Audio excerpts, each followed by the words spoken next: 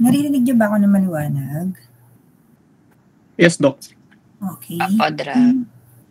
Can we start na? Lahat na ba kayo nandiyan na?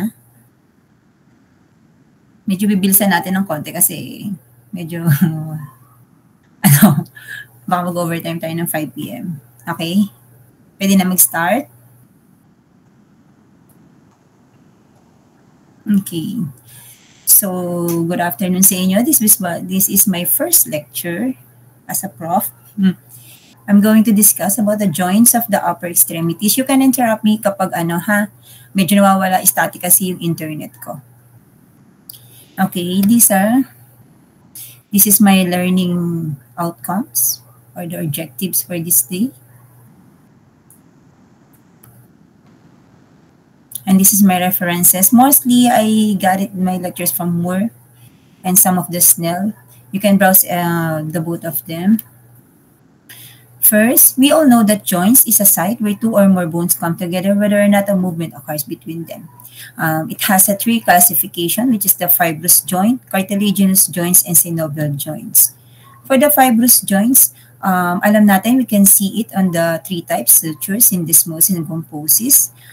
It articulates surfaces of the bones and are tightly linked by the fibrous tissue that fills the joint spaces. Again, this is just a recap of what was review lecture last time.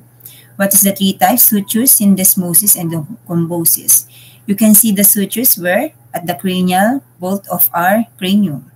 Yan yung mga nakikita natin, yung mga fontanelles, yung mga yan. Those are, ito, yan. Yan yung ating mga sutures. Ay, sorry. No? Ayan. Then next is the syndesmosis na makikita natin is sa radius and ulna at sa femur, sa tibia and fibula. Ito yung nasa gitna ng dalawang bones, the syndesmosis or the intermembrous, kung tawagin na isa pa. Then the other one is the composite. Makikita nyo naman to sa sa may ngipin lang natin, dun sa may tooth. Siya kasi yung, bali yung siya yung nag-hold ng tooth natin, no? Oh, that's what I said, no? The last one is the synovial joint. The articular surfaces of the bones are covered by a thin layer of hyaline cartilage and are separated by a fluid-filled cavity. So sa synovial joint, meron niyang, ito yung usual structure ng synovial joint. There's 2 bones, tapos meron siyang joint capsule. So pag sinabing joint capsule, doon yung makikita yung synovial fluid sa loob nun. Tapos kung may synovial fluid, syempre meron siyang membrane. Then, sa dalawa na yon, meron kang articular cartilage na magpe-permit ng movement nyo. So, these are the types of a synovial joint, katulad na nasabi. Pivot joint, mayroong hinge joint, saddle joint, ball and socket joint, condylate joint, and plain joint. Pag nakita nyo pa lang yung ganitong itong illustration na to, you would see and you will know kung saang joint na siya and kung anong joint yun. Yun yung mas maganda para makabisado nyo lahat ng joints, no? Let's go with the plain joint. Yung plain joint, it is opposed articular surfaces are flat or almost flat. Ano yung ginagawa ng plain joint? Di ba mostly it's for gliding and sliding. Yun lang ang tatandaan nyo sa plain joint. More on ang movement niya is sliding. Para kayo nag-i-slide. Tsaka para nag-glide ang dalawang bones. Yun lang ang usually movement ng plain joint. Saan nyo ito minsan nakikita?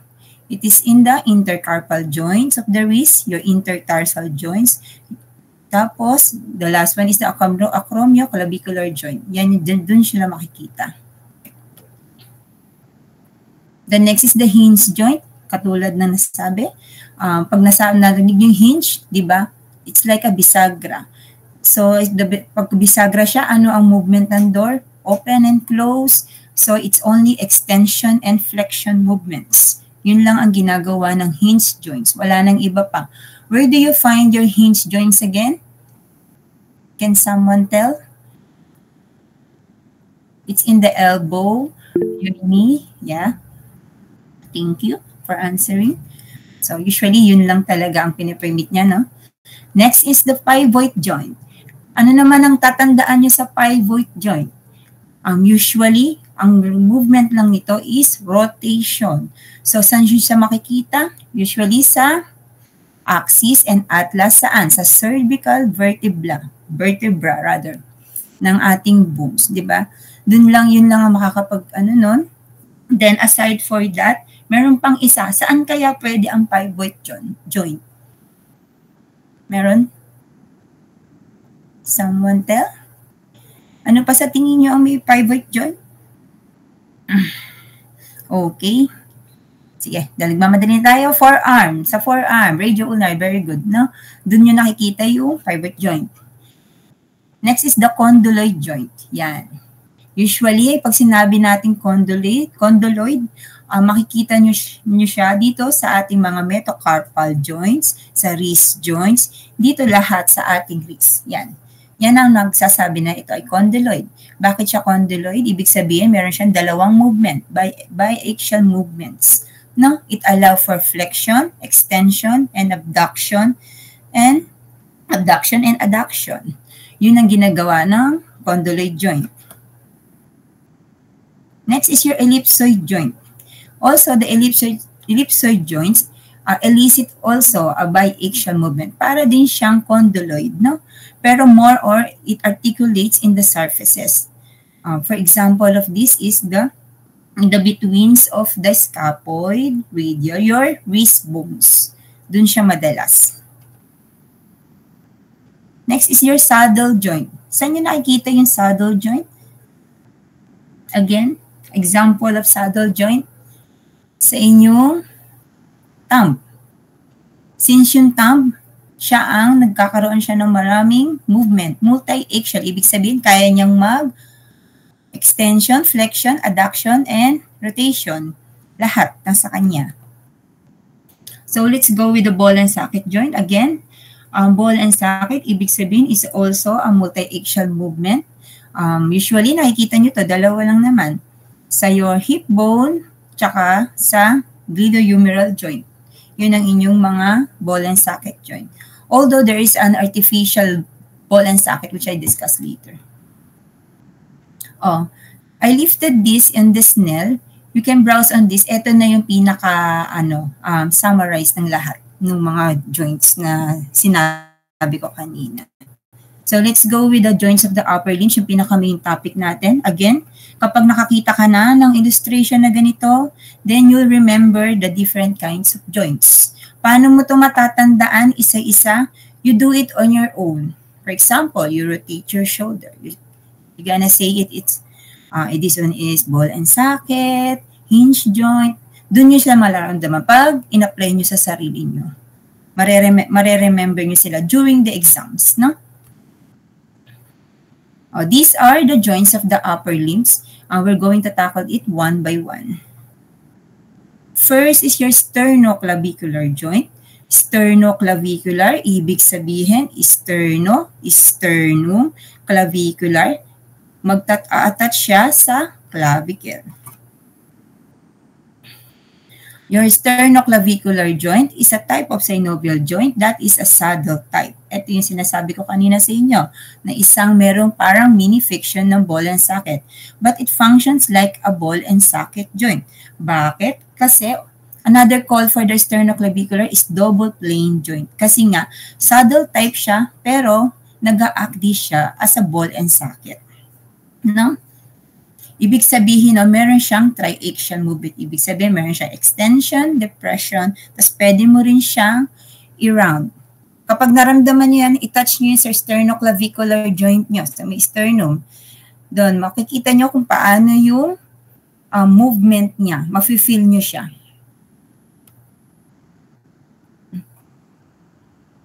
Then, it means features as is articulate, natakpan. It's a medial and lateral. It articulates in the sternal end. Again, as I said, sternal end of the clavicle. Nasaan ba yun? Sternal end. Nandito siya. No?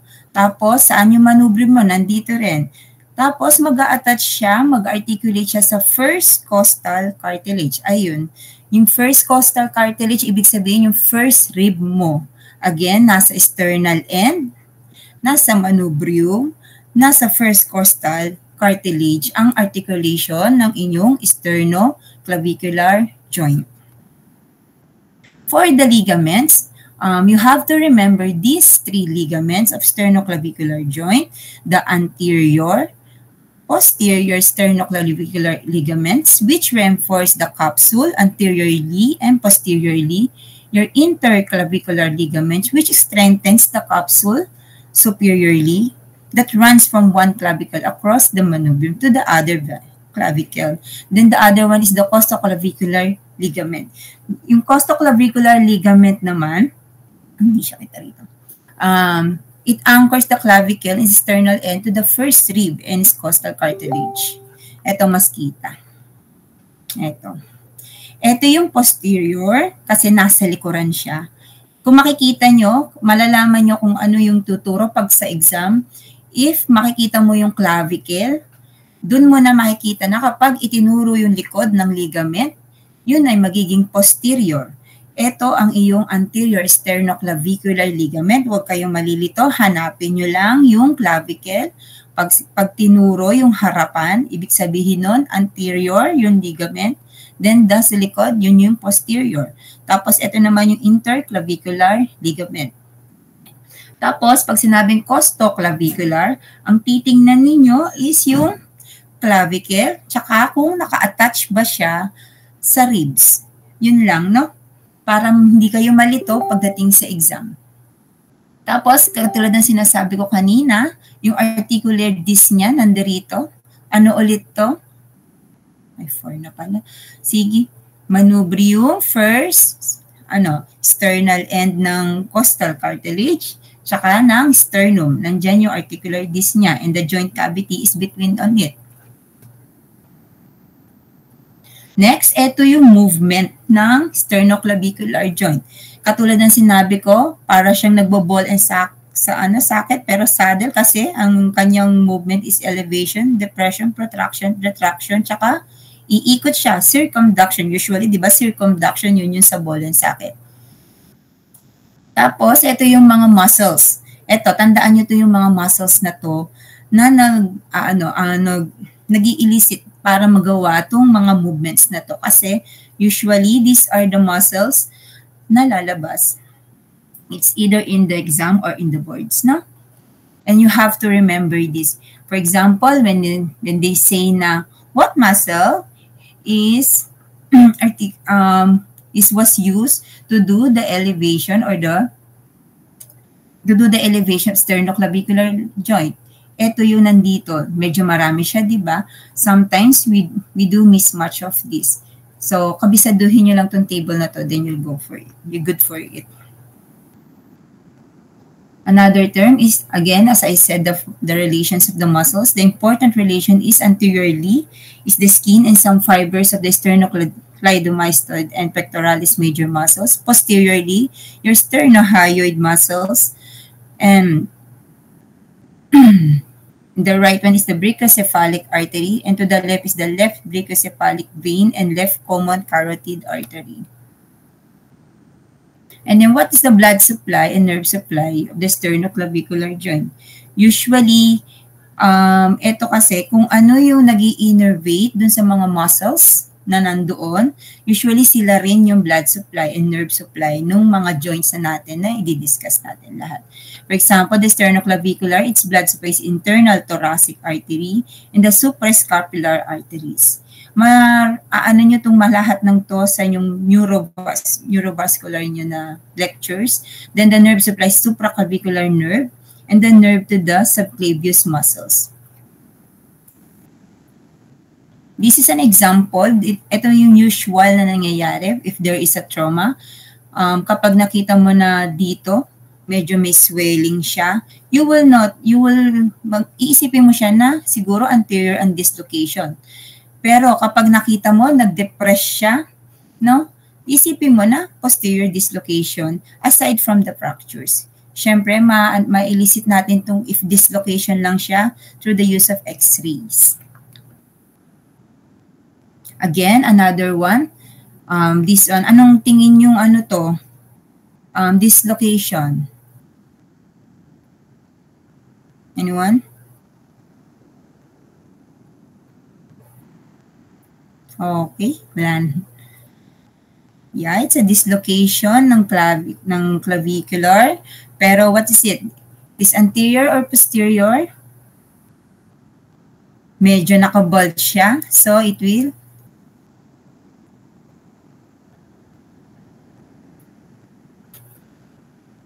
okay. It's anterior, good, no? Next joint is the acromioclavicular joint. Kanina, narinig natin, di ba, yung acromion? So, yung acromion sa may scapula, di ba? So, yun. Yung pinaka-head nun, yung acromion. Tapos, mag-a-attach siya sa clavicle. Kaya tinawag siya na acromioclavicular joint, no? Dito siya mag-a-attach. What is the type of synovial joint? C, acromioclavicular. It's a type of plain synovial joint. So, pag narinig na nating plain, ibig sabihin, ano ang maging movement lang ni acromio? Sliding and gliding. Yun lang usually, no? Thank you. Then, pasan naman nag-articulate ang acromion nyo? It articulates in the lateral end of the clavicle. Ibig sabihin, sa dulo ng clavicle.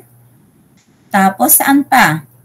Dun siya sa acromion ng scapula. Kung pag nakita nyo kanina, dun sa bones, di ba siya yung parang nakataw-taw na ganon? Yun ang acromion. Kaya, mostly naman yung mga joints natin, medyo hindi naman kayo mawawala kasi nandun din naman siya, no? Kung anong part ng bones, anong part ng kung saan siya didikit, yun din yung pinagjo-join. Para para hindi siya ganun nakakalito, no?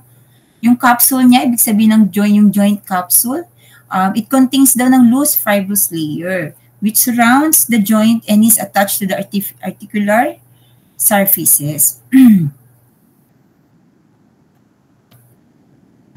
Next is the ligaments. Yung mga ligaments ng acromioclavicular joint, we have two. The acromioclavicular ligament, which divides in superior and inferior. The coracoclavicular ligaments, which consists of trapezoid plus conoid parts, which is the main stabilizer. Ibig sabihin, ito yung pinaka nag-stabilize ng acromioclavicular joint nyo para ma-move nyo siya ng maganda.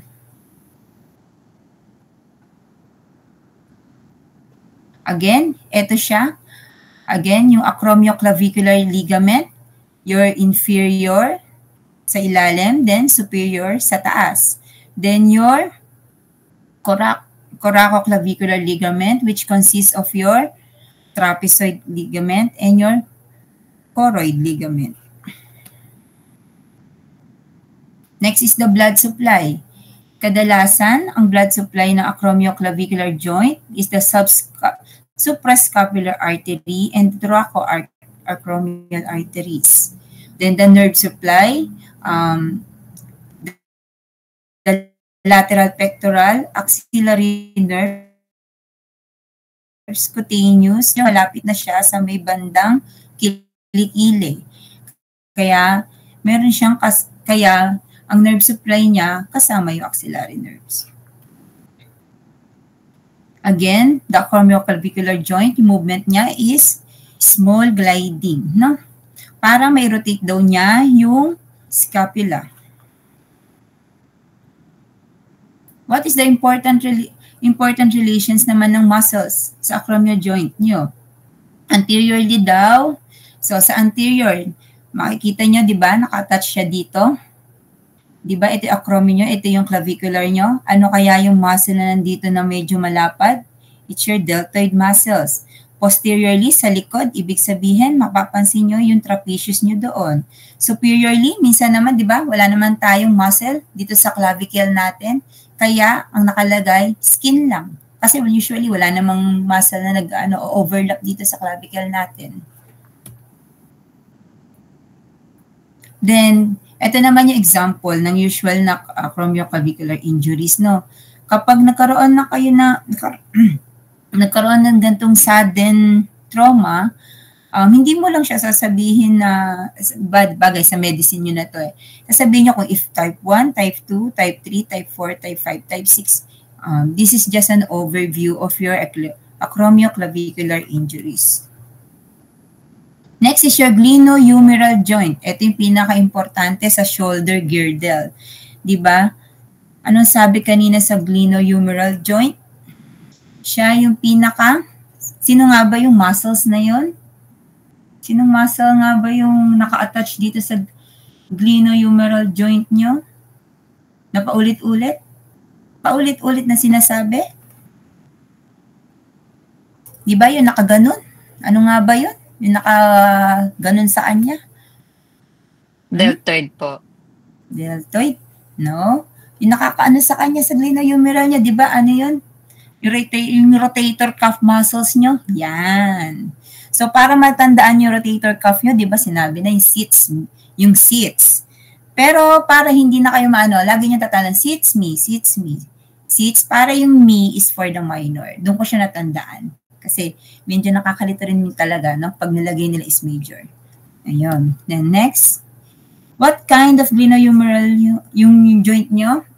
It's a synovial ball and socket. It means kaya niyang gawin, i-rotate ang inyong mga bones. Its articulation, saan?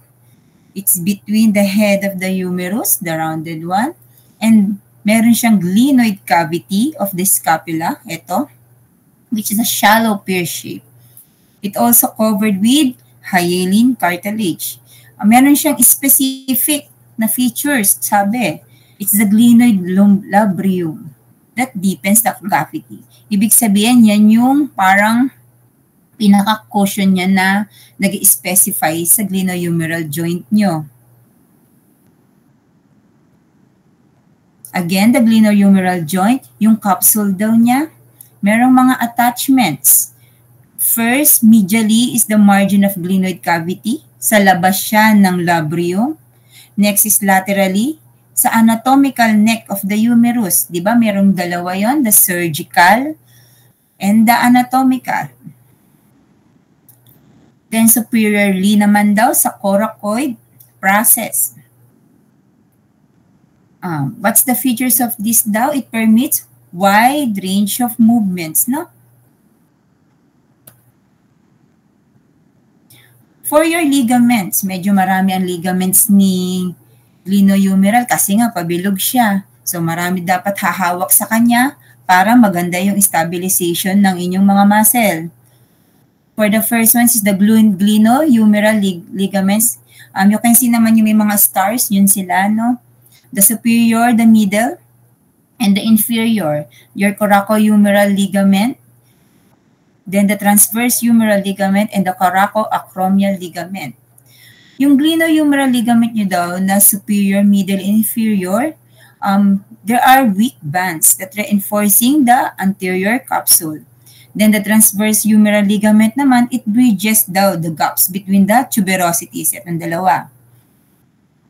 It holds daw the tendon of the long head of the biceps. Yun lang tandaan nyo, no? Sa transverse, tendon, letter T, tendon of the long head of biceps. Sa coracohumeral ligament naman, greater tuberosity naman. Doon siya sa root ng coracoid, tapos sa greater tuberosity ng inyong humerus. Ito daw is, it strengthens the capsule superiorly naman daw. And then your accessory ligament is your coracoacromial ligament from coracoid and acromion that forms the arcs protecting the superior joint. Again, the movement of your glenohumeral joint, flexion, extension, abduction, adduction, medial and lateral rotation, and circumduction. Again, this is the important relation. Ibig sabihin, yung mga muscle na nag-attach sa kanila. Anteriorly is your subscapularis, axillary vessels, and your brachial plexus. So, dito nyo pala makikita kapag ibig sabihin na tore ang inyong glenohumeral joint anteriorly, tas nandoon yung mga mga structure na to, nandun ang brachial plexus, maraming pwedeng mangyari. Number 1 dyan is pwede kang magkaroon na kapag na-torque kasi ang brachial plexus nyo, kapag nag-exit kasi yan, nandyan yung radial nerve, ulnar nerve, musculocutaneous nyo. So yung mga yan, maaapektuhan. Pag dito pa lang, na-torque na sila. Ibig sabihin nun, buong upper limb nyo, magkakaroon na ng diferensya. Usually, ang unang mararamdaman ng pasyente nun, hindi na nila mataas yung mga kamay nila. Hindi na nila magalaw ng ganyan. Posteriorly is your infraspinatus and teres minor. Superiorly is your supraspinatus, subacromial bursa, coracoacromial ligament, and your deltoid.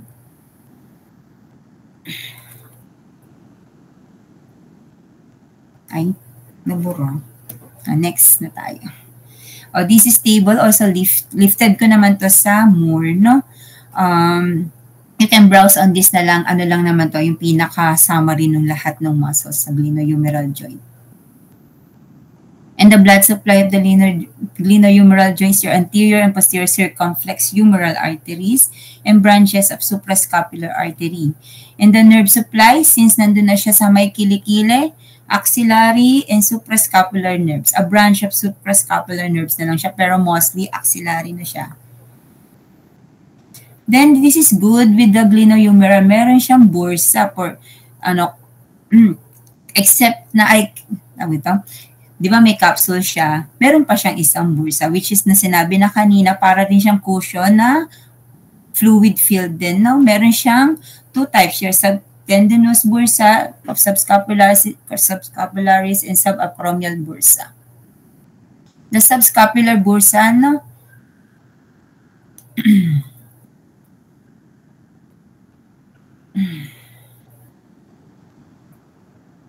Its location is tendon in the neck of the scapula. Its communication usually in the glenohumeral joint cavity through an opening in the capsule. And significant naman ito is extension of the joint cavity. No?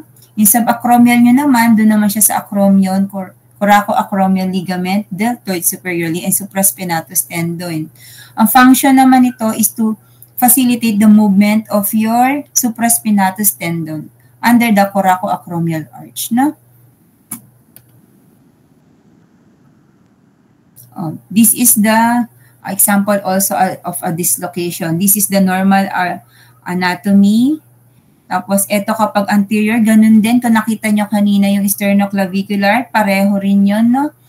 Makikita nyo pag nag-anterior, papasok siya sa harap. Pag posterior naman palikod, dun siya makikita nyo magsuswell.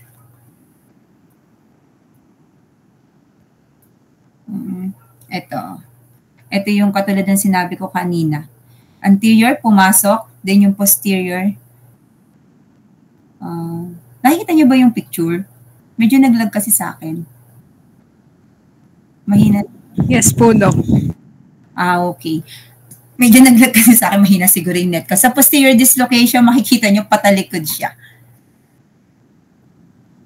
Then next is your elbow joint.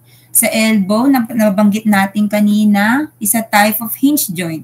Again, it's a bisagra na you can extend and flex. Yun ang kanyang movement. The articulations of their elbow joint is saan? Sa trochlear of the humerus and the satrochlear notch of your ulna. So nakita nyo kanina sa osteology nyo kung nasaan yung trochlear notch of the ulna and the capitulum of the head of the radius. For your capsule, anteriorly daw, it is a touch above the margins of coronoid and radial fossa, front of the medial and lateral epicondyles. And below naman daw, it is the margin of the coronoid process of ulna and to the annular ligament that's surrounding the head of the radius. Tapos sa likod, posteriorly, sa posteriorly nyo, above the humerus, di ba? Margins of the olecranon fossa, and below is the upper margin and sides of olecranon process and to the annular ligament. We have 3 ligaments of your elbow, the medial, the lateral, and the annular ligament. Your lateral collateral ligament, its shape is triangular. Its apex is lateral epicondyle, kaya siya lateral. Sa lateral din. Usually, yung lateral, di ba, nagraran doon ang ating radial nerve, kaya radial, kaya dun yung makikita yung lateral epicondyle of the humerus. Tapos naman sa medial is the ulnar. Kaya tinawag din medial ulnar collateral ligament. Another term kasi yon. Pwedeng gamitin sa exam is medial collateral lang or lateral collateral. Kasi pwedeng tanggalin to dahil pag nilagay na yung ulnar tsaka radial, malalaman nyo na agad. For that, a trick lang, no? Pag sinabing medial, di ba laging medial na dito? Dito yung ano yan, malapit sa'yo. Malapit, medial. Pag sinabing lateral, labas. Kaya nandun siya sa labas, no? Para yun lang yung konting ano lang yun. Maalala nyo sila, no?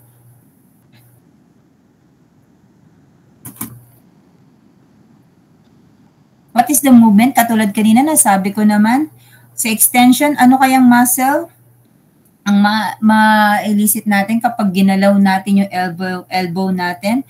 For the extension ng elbow joint, meron tayong triceps brachii, and anconeus. For the flexion naman, meron tayong tatlo. Your brachialis, biceps brachii, your 3Bs, brachialis, biceps brachii, and brachioradialis. For the blood supply of your elbow joint, it's derived from the anastomosis around the elbow joint.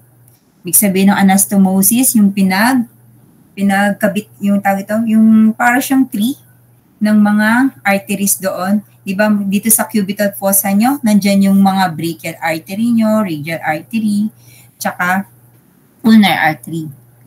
Your nerve supply, musculocutaneous, radial, and ulnar nerves. Again, ang maganda rin sa elbow joint, meron tayong bursa. There are 3 olecranon bursa, your intratendinous, your subtendinous, and subcutaneous. Subcutaneous olecranon bursa. Ang sabi nila, dito sa tatlo, ang pinaka namamaga, the most inflamed, is your subcutaneous olecranon bursa.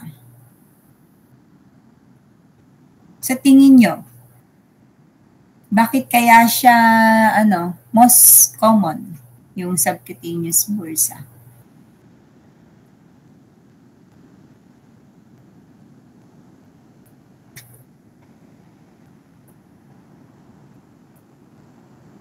Okay. Sige. Dahil nandoon yung malapit kung saan siya masyadong natatouch. Kaya yun ang most inflamed.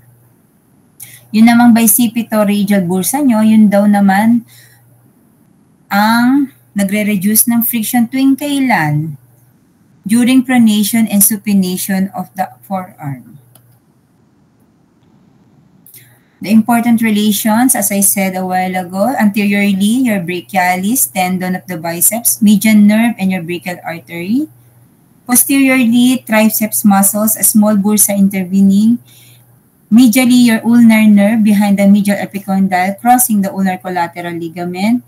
Laterally is your common extensor, tendon supinator. Oh, ito yung pinakasikat, no? Kapag sinabi nila yung usually mahilig mag-golf dyan, ang kadalasan na magiging inflamed sa'yo is your medial epicondyle. So kapag pumunta yung pasyente sa inyo, namamaga daw yung dito sa may tabi niya, at tatanungin nyo kung anong na-elicit nyo sa history niya, ano po ba ang ginagawa nyo. Kung sinabi niya nag-golf siya, then you will think of medial epicondylitis. Kapag naman mahilig siya mag-tennis, dahil lagi niyang ginagamit, di ba, pag palabas siya ng palabas, then may isip mo, it's lateral epicondylitis. Next, it's a proximal radioulnar joint. Dalawa siya. Kasi 'di ba, meron tayong kung may proximal, ano sa tingin niyo isa, magkakaroon tayo ng distal, no? Oh, let's begin with the proximal radioulnar joint. Proximal radioulnar joint is a type of pivot joint. Ibig sabihin ng pivot, rotation, umiikot. So, paano umiikot ang radius and ulna? Pronation and supination. Ang proximal radio-ulnar joint nyo daw, nag-articulate saan? Sa head of the radius, dun sa annular ligament, sa radial notch of the on the ulna. Then, yung capsule daw niya, kapareho lang sila ng distal tsaka proximal. Yung capsule nila, it encloses the joint and is continuous with that of the elbow joint.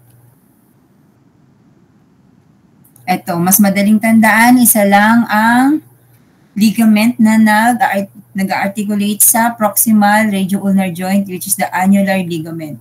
Nasaan ang attachment niya? Dun sa anterior and posterior margins of the radial notch of the ulna. Andito lang siya. Ayun.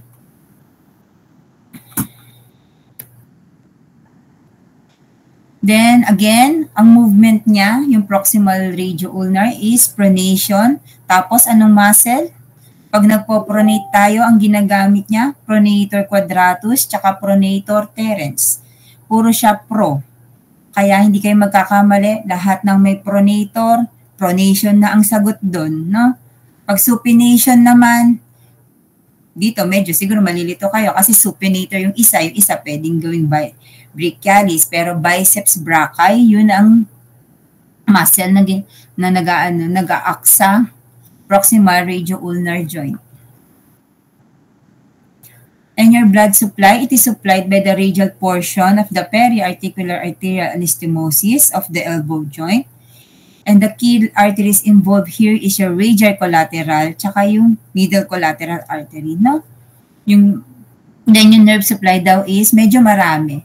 Musculocutaneous, median, and radial nerves. Dahil lahat nga nandoon siya sa proximal. So lahat tong tatlo na to talagang magkakaroon siya. Pero mostly daw yung pronation ang nag-act is yung median nerve. Tapos sa supination, yun ang musculocutaneous and radial nerves. Next is an accessory joint, which is your interosseous membrane. Katulad na nasabi ko kanina, it is in between of the two bones. Your radius and ulna. And the other one is your sa lower limbs, yung sa tibia and fibula nyo. No? Yung structure daw ng interosseous membrane nyo, it is a strong ligament that connecting, again, the interosseous borders of the radius and ulna. Yung fibers daw niya, makikita nyo, paano siya, oblique, then downward, lahat pababa, tapos sa gitna, nasa gitna lang siya, oblique, downward. Yun ang fibers direction niya. Ano ang functions ng interosseous membrane nyo? It helps with the stabilization. It resists proximal displacement of the radius, force transmission, tension position, and the muscle attachment. Again, kanina kung may proximal, meron tayong distal. Sa distal naman, kung yung proximal, nag-a-attach siya dun sa may head of the humerus, mostly yung distal nyo, nag-articulate siya saan? Sa rounded head of the ulna and the ulnar notch of the radius. Again, pareho sila, pivot joint din ang kanyang type of joint. Then the joint capsule, pareho din, encloses the joint but is deficient superiorly. Ibig sabihin, mas konti siya. So mostly, kapag mas mabilis tayong magkaroon ng inflammation dito sa distal radio-ulnar natin. Because it can forms a saxiform recess, no? Ang saxiform recess daw, ito yung synovial membrane na nag-aalaw ng twisting of capsule during pronation and supination.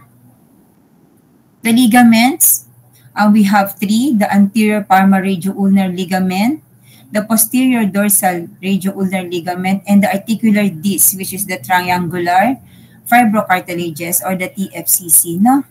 Yung anterior and posterior ligaments nyo daw is also a weak transverse bands ng radius tsaka ulna, which in the front and the back of their cervices. Tapos, yung attachment naman ng anterior palmar radio-ulnar ligament nyo is from anterior margin ng ulnar notch of the radius to the anterior surface of the ulnar head. Ang function naman ito is to prevent dorsal displacement of the ulna and stabilizes the joints in pronation and supination. While naman yung posterior radio-ulnar ligament, ang attachments niya is from posterior margin of the ulnar notch of the radius, doon naman din sa likod ng surface or posterior surface of the ulnar head. Its main function is to prevent palmar naman, yung palm niya naman, displacement of the ulna and stabilizes also the joint. Yung articular disc nyo, ito yun, the triangular fibrocartilage or TFCC, siya naman yung pinaka-main stabilizer nyo. Kung ano yung tatandaan nyo, ito yung TFCC nyo. Kasi siya yung main stabilizer ng inyong distal radio-ulnar joint. Yung attachment niya, dun sa pinaka-base, medial edge of the ulnar notch of the radius. No? Ano ang function nito? Function is cushions between ulna and carpus. Ibig sabihin yun sa mga carpal bones nyo. Siya yung nagiging cushion. No? It binds the radius to ulna and transmit load from hand to forearm. So again, the movement, dalawa lang. Pronation and supination. Again, yung muscle nyo, pag pronation, lahat ng may prone. Pronator quadratus, pronator teres, supination, supinator, and biceps brachii. And the blood supply naman nito, anterior and posterior interosseous arteries na. The nerve supply, bumaba na siya, so hindi na siya yung MMR nyo, your musculocutaneous median and radial, hindi na siya. Yun na yung mga branches niya, which is the anterior and posterior interosseous nerves, no? Important relations daw ng distal radio-ulnar joint is anteriorly is your tendons of flexor, digitorum, profundus, no? Tapos posterior, lahat ng dito, di ba, anterior, then posterior is your tendon, extensor, digiti minimi. Kasi saan ba malapit yung digiti minimi, yung, di ba, dito yung ulnar side. So, tatandaan nyo, lagi yung little finger nyo, ulnar yan, ulnar nerve, no? Tapos sa thumb nyo, tandaan nyo lagi, radial yan. Diyan ang inyong radial nerve.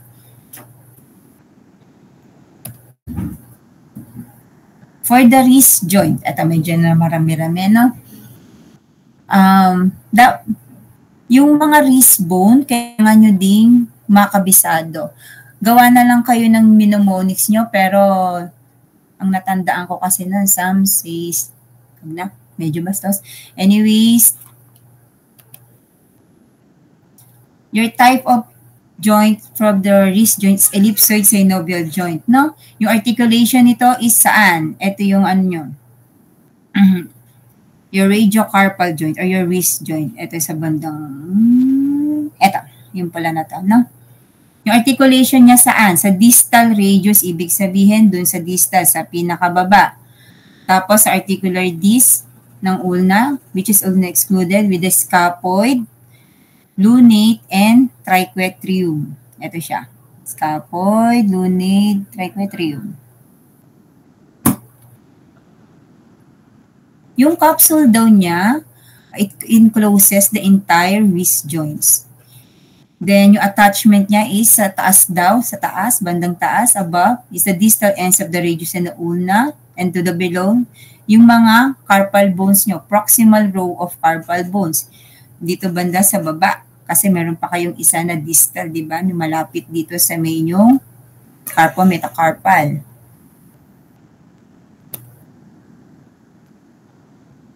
Then yung ligaments, we have 4 ligaments, medyo madami din siya. Your palmar radiocarpal ligaments, which is used for supination. Your dorsal radiocarpal ligaments for pronation. Your accessories, your ulnar collateral ligament, and your radial collateral ligament. These ligaments ensure that the hand follows the radius during supination, no?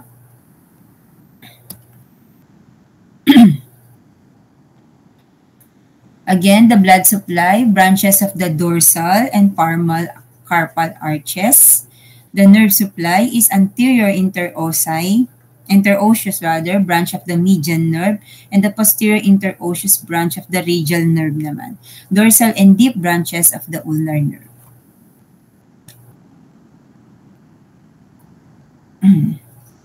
Ito yung movement ng wrist joint, no?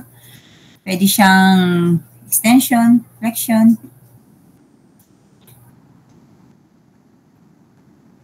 Again, itong table na to, summarize na siya ng mga movement ng wrist joint nyo.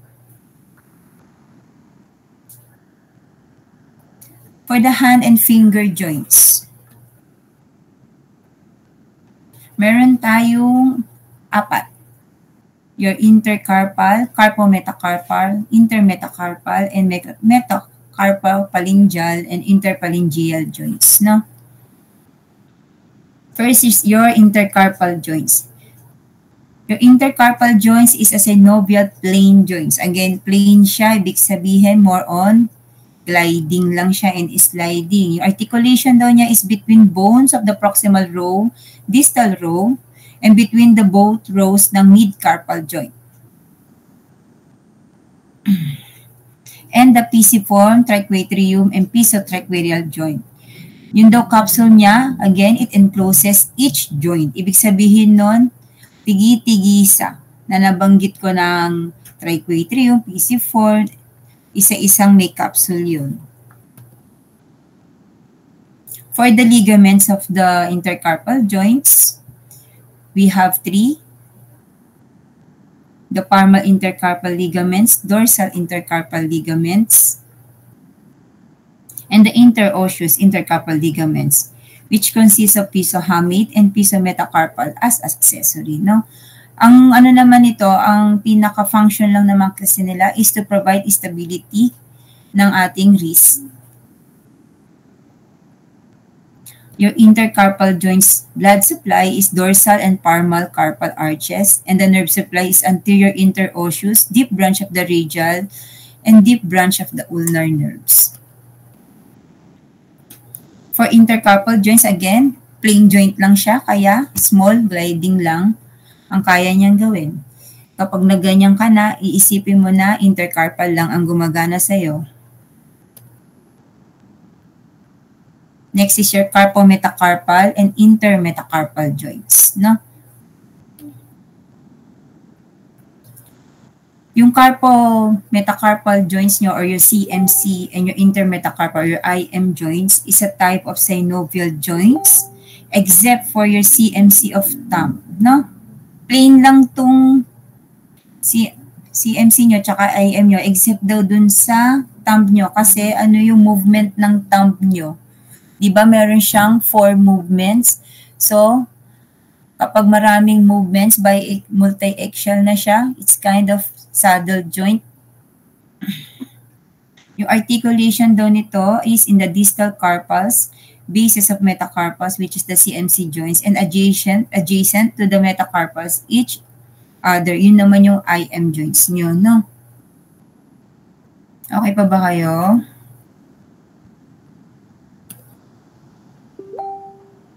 Joint capsule. Common capsule for the media 4 CMC and 3 IM joints. No? Tapos, ang kakaiba lang, merong sariling capsule si thumb nyo. Kasi nga, di ba, meron siyang free movement. Kaya, meron siyang sariling capsule for the free movements. And your ligaments, again, for palmar and dorsal CMC and IM ligaments. Interosseous IM ligaments, superficial and deep transverse metacarpal ligaments. Ito daw, yung superficial and deep and transverse metacarpal ligaments nyo, it limits the metacarpal head separation. Again, for the movement of your thumb, for the flexion, ang gagamitin nyong muscles is flexor pollicis brevis and opponens pollicis. For the extension, extensor.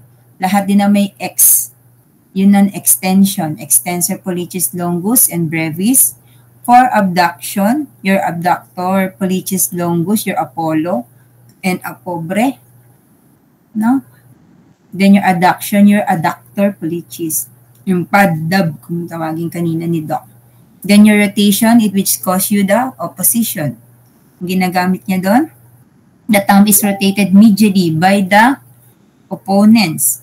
Di mo siya makakalimutan kasi opposition, opponens pollicis. Yun yung muscle na tatandaan nyo sa kanya. Siya lang yun, yung may opposition, no? For your movements, again, di ba kung yung thumb nyo, marami siyang movement, may iba't ibang movement din yung ano nyo, although 5 plain joints siya, yung CMC second and third niya daw is almost immobile. Kung mapapansin mo, parang hindi naman din talaga siya gumagalaw. For your fourth digit, slightly mobile. Your fifth digit is moderately mobile daw. It can flex and rotate. Di ba yung cupping ng ham mo? Ganyan. Kaya niya. So yun yung nag-act mostly daw is your fifth CMC. For the blood supply, periarticular anastomosis, your dorsal palmar carpal arches, and your deep palmar arches, and your metacarpal arches. For the nerve supply, your arterial interosseous region and the posterior interosseous region, the dorsal and the deep branches of the ulnar. Ito naman yung metacarpophalangeal and interphalangeal joints nyo. Sa interphalangeal joints nyo, sa metacarpal pala, ito yung sa knuckles nyo. No? Kapag sumusuntok kayo, iisipin nyo na yun yung MCP nyo. Kapag kinlose nyo yung fist nyo, MCP, then your interphalangeal joints, meron tayong proximal, tsaka distal. Para matandaan nyo yung dalawa na to kasi mostly, happy birthday. No? Nauuna yung happy, si distal phalangeal, then birthday, si proximal. For your metacarpophalangeal and interphalangeal joints, for your MCP, it is type of condyloid synovial joints. Pag sinabi mong condyloid, ang pwede niyang gawin, flexion, extension, abduction, adduction, and circumduction. No? For your interphalangeal, ang dalawa lang ang pwede niyang gawin, hinge joint siya, so it's flexion and extension only. For your MCP, nag-articulate siya sa saan? Sa head of the metacarpals and the proximal phalanges. Ito. For your interphalangeal naman, sa heads ng phalanges at sa bases ng distal phalanges. Ng joint capsule nilang pareho, it enclosed by capsule with synovial linings. No? For the ligaments, ito medyo madami, no? The collateral ligaments, medial and lateral collateral ligaments. Medyo dalawa siya, no? It forms a cord-like and a fan-like naman daw. Sa farmer ligaments naman, it's a fibrocartilaginous which allow the flexor tendons to glide. And the deep transverse metacarpal ligaments, your MCP 2 to 5, it unites the metacarpal heads. Kasi kaya 2 to 5 lang siya, di ba? Yung thumb nyo hindi na sali. Your extensor apparatus attaches to palmar plates. And the movements, your 2 to 5 digit ng MCP, it can move flexion, extension, abduction, adduction, and circumduction. Your MCP or your thumb is flexion and extension. Your interphalangeal naman is flexion and extension din. And again, this is the muscles na kailangan nyong ma-remember kapag ginagawa nyo yung flexion. You can browse na lang dito, no guys?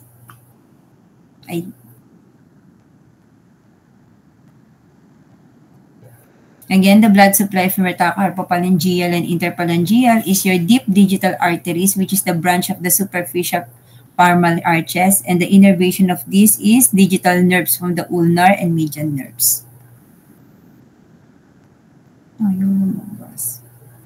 Wait lang guys ha. Can we have a 1-minute break? 2 minutes.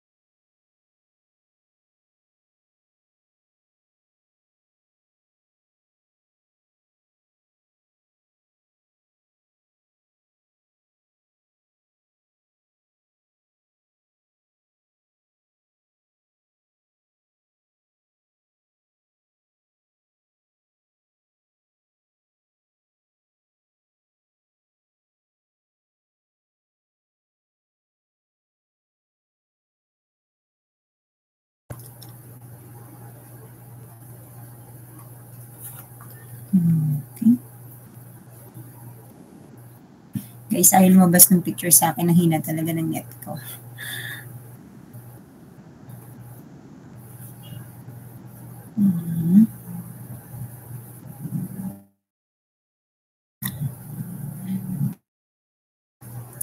Actually, tapos na pala yung lecture ko. Meron akong ready na konting icebreaker eh. Nakikita niyo yung picture? Yung number 1 and number 2 lang po. Yes. Kaya nyo identify kung anong kind ng joint tong dalawa? Yung number 1, ano yun sa tingin nyo? Yung number lang po, doktora, yung nakikita namin. Wala Wala po yung mga lang. joints. Ang hina ng net ko talaga. Sige, anyway. Actually, ito na yung last slides ko eh. Okay.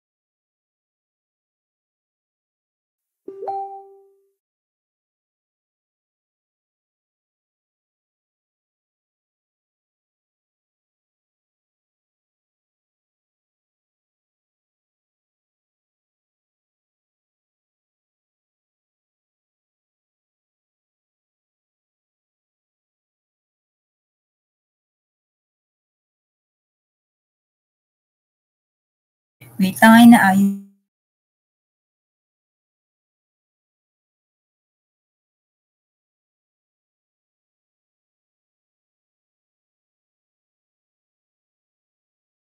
Mukhang pinauuwi na ata kayo. Ayaw lumabas talaga ng pictures. Sige, okay pa ba kayo? Dahil ayaw Okay lumabas pa naman ng po. picture. Ibig-send ko naman yung PowerPoint. Sagutan nyo na lang, ha? Assignment na lang po. Sorry. Oo, sige. Joke lang. Lakas ng loob. Masyado ba kayo na-overwhelm? Actually, yun na yung last eh. Tignan mo, ayaw naman ng gumana. Sus Mariones. Sorry ha.